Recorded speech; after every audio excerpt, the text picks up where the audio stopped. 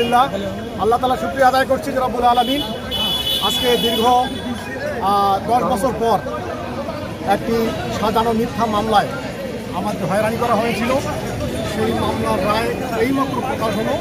আমরা সবাই বেকসুর খালাস আলহামদুলিল্লাহ। এই জন্য মহান রবের শুকরিয়া আদায় করছি। যারা আমাদের জন্য দোয়া করেছেন তাদের প্রতি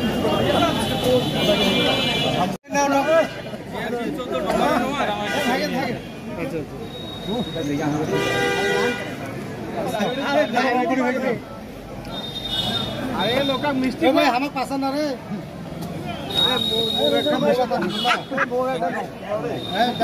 যারা আছে তারা পছন্দ আমার একটা জি ভাই